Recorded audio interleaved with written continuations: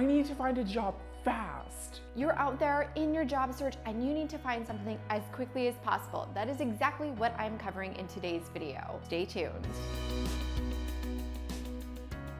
Hello and welcome back to my channel where I help you slay your career and cultivate the successful life you deserve. If you had to guess, how long do you think it typically takes in order to find a new job? I'll wait just a minute while you work that number out.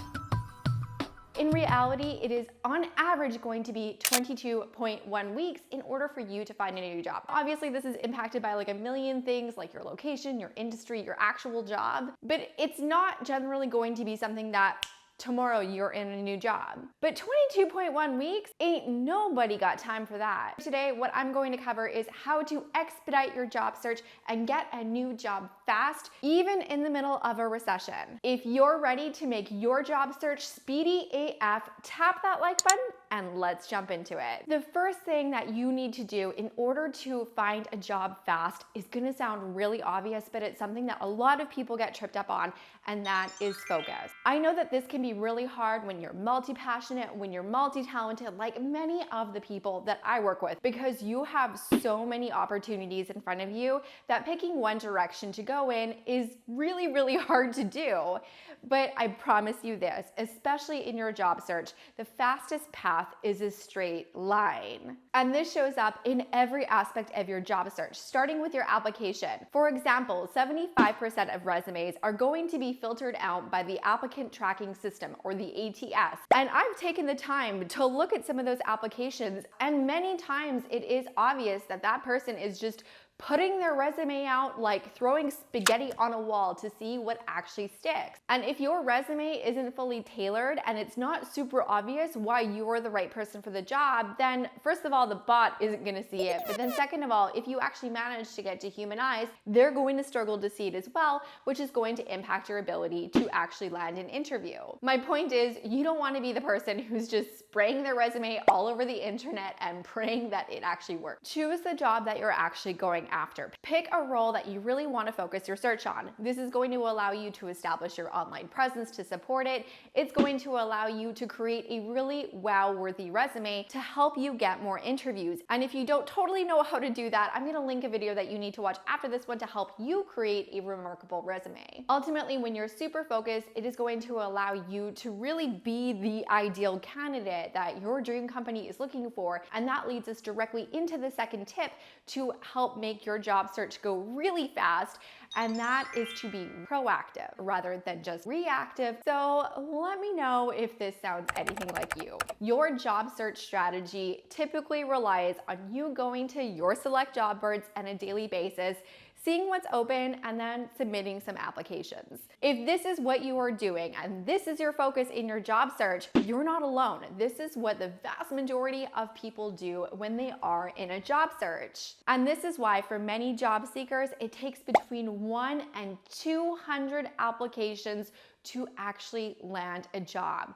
Let me just let that number sink in, because that is a lot of applications. Now, I can assure you, my clients do not take hundreds of applications to get a job. And part of the problem is the spraying and praying, like we just talked about in the first strategy. When you're only responding to open job postings, you're missing out on so many ways to actually boost your profile as their ideal candidate. And this is where we do start to get into that mythical 70% of jobs aren't listed. Now, I actually did a lot of research and I think that number is complete bogus, but that's probably a video for another day. But research and statistics plus my personal experience do back up that if you are first to mind, maybe even before the job is posted, you are going to be better poised to be the top candidate who gets the job offer and subsequently gets their new job really fast. And for this is where the third strategy really comes into play, and that is your network. I know.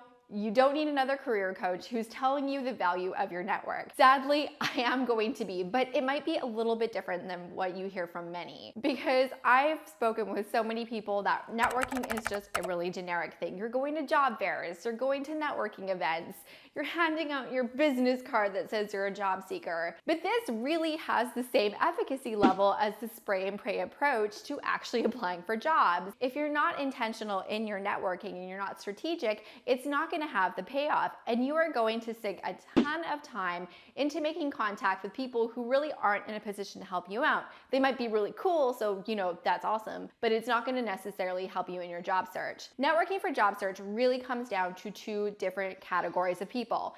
First of all, you have the people that you already know. Everyone that you know that can potentially help you get a job should know that you are actually looking for a job. Of course, this is tricky if you're currently employed and you want to keep your search stealth. In that case, be very selective in who you let know. But if there is someone who knows someone, or maybe it's a previous manager that you worked with at a different company, reach out and let them know that you are looking and ask them if they know any opportunities that would be ideal for you.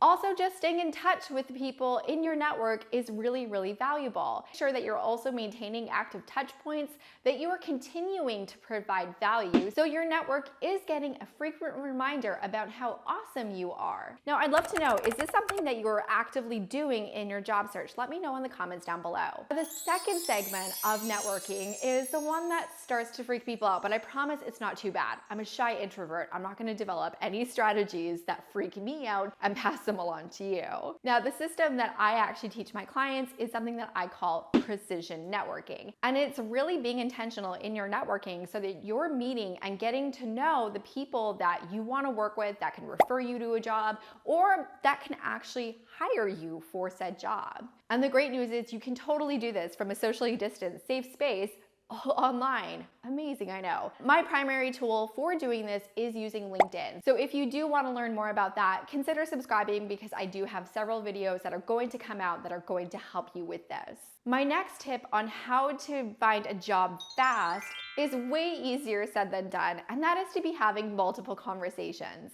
Now, when you're doing the prior tips effectively, it is going to become way easier and you might just find yourself in this boat. But when you are having multiple conversations with prospective employers, especially if one is very interested in you, they might rapidly speed up their process in order to help get you an offer before someone else snaps you up. I've even seen it when I didn't actually think that the candidate was highly impressive. I've seen companies slow their process down because they were waiting on that one person that they hoped would be the person to get the offer and then subsequently accept the offer. Being a top candidate really, really helps with this, but the more that you can actually play those different opportunities, it's a way for you to get leverage, especially if you are currently in between roles.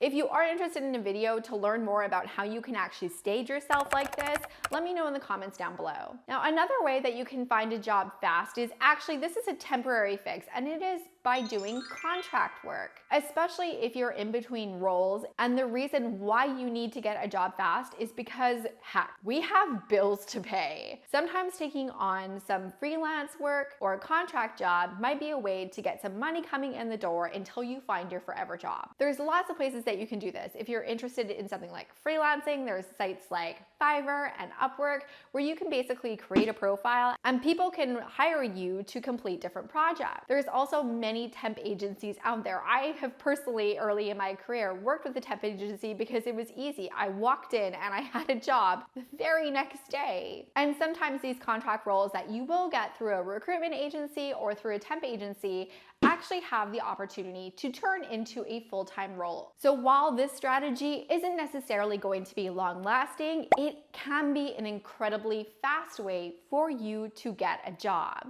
Ultimately, the best way for you to find a job fast is to make anyone who sees your resume or your LinkedIn profile say, OMG, I need to speak with this person pronto. And one of the easiest ways you can do that is by having a lit summary. If you don't know what that is, head over to this video and I'm gonna break it down for you. You can thank me in the comments there, and I also do accept gifts of chocolate. As always, thank you so much for watching. I'll see you in the next one. Bye for now. I know that this can be really challenging. However, when you're only responding to open jobs